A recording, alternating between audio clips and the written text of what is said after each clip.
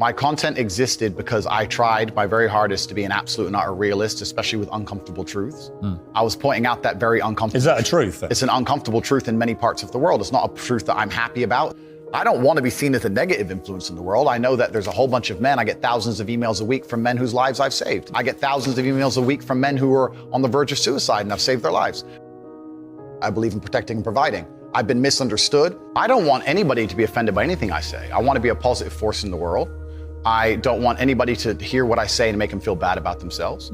I want all people to live righteous and good, whether they're male or female. I think righteous is living true to your heart and knowing that you're doing good by people, not snaking anybody, not lying to anybody. I know I live a very righteous life. The government is not capable of helping the poor. And this is why it's so important as a person, you take personal responsibility and understand you're living in a world where the matrix can be cracked. You can make a bunch of money, but you need to take responsibility and do it. I refuse to accept that there are people out there who cannot become happy, contented individuals. I refuse to accept we live in a world where God has created people who, no matter how hard they work and how good their life becomes, can't be happy. I don't accept that. I accept that the universe is a very giving place and that God loves all of us. And if you try your best and you work hard, you can become a better person. I'm telling the younger generation that if they don't get up and work hard and make sure that they're important, that the world's not going to give a shit about them. 99% of my content was aimed at men, telling them the truth, saying that as a man, you're born with no inherent value. You have to become important. You have to go through some pain or go through some suffering to make people care about you. Otherwise, you're not going to matter. As a dude, if you walk into the party and you've put no effort into your life, nobody gives a shit. Nobody cares about you. And every man out here knows. And one of the great things about the masculine journey and masculinity is that we've all lived a semi-similar story. It's kind of cool. Like, we've all been the teenager, gets heartbroken.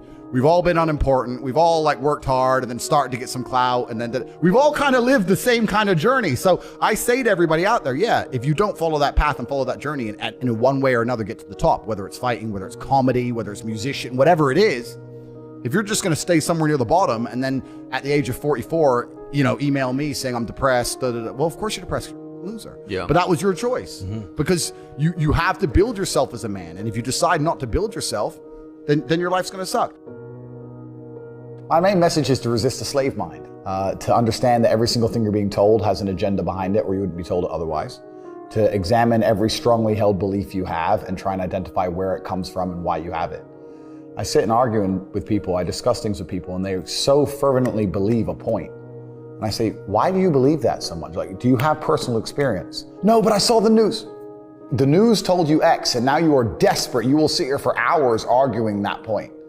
A lot of people are completely empty vessels ready to be programmed. And I try and tell people, listen, to just stop for a second and understand that the things they're telling you to believe are not necessarily for your benefit.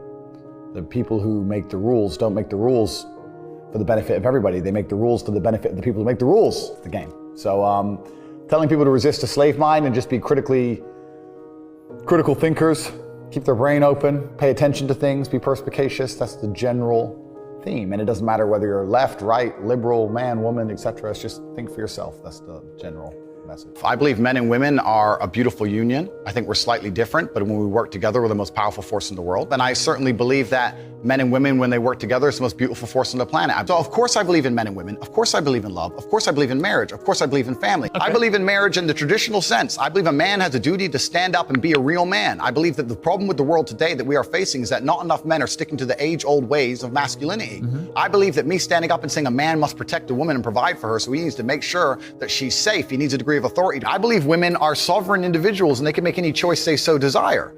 I think that it's important that we remember that a man has a duty. I think I certainly in my relationship have a financial responsibility to provide for my woman. My woman would never have to work unless she wanted to because I'm the kind of person who works hard enough. And I'll make another point that needs to be said. The number of women who have stood up and stuck up for me is ignored. Thousands of women are making videos saying, I've met Andrew Tate, he's such a nice guy. I wish I had a man like Andrew Tate who felt responsible to protect and provide for me. You know what? I do belong to my husband. That's why I married him and I love him. We ignore the thousands of women who stood up and stood by me and said everything I said is true. This is that there's a large contingent of men who still want to make money, go to the gym, be strong, drive a fast car, be traditionally masculine, and don't want to be shamed for that. And I believe that feeling depressed is real. I don't believe depression as a clinical disease is real. No. I think PTSD is very real. Unfortunately, I have some friends who suffer from that. I know that feeling depressed is real. I believe that the number one power you have against these things are trying to take control of your own mind and affecting your own life. I believe that it's not healthy to hand over all your power and believe that depression is an outside disease that you can't affect. I know that when I've had difficult periods in my life, and also many of my friends, like I've said, suffered from PTSD and been through terrible things. I've lived a very difficult life, and I know people who have, that the things that made them feel better is when they woke up and said, you know what, I'm not gonna allow this to damage me anymore. I'm gonna take responsibility. I'm gonna get up and I'm gonna fight this as hard as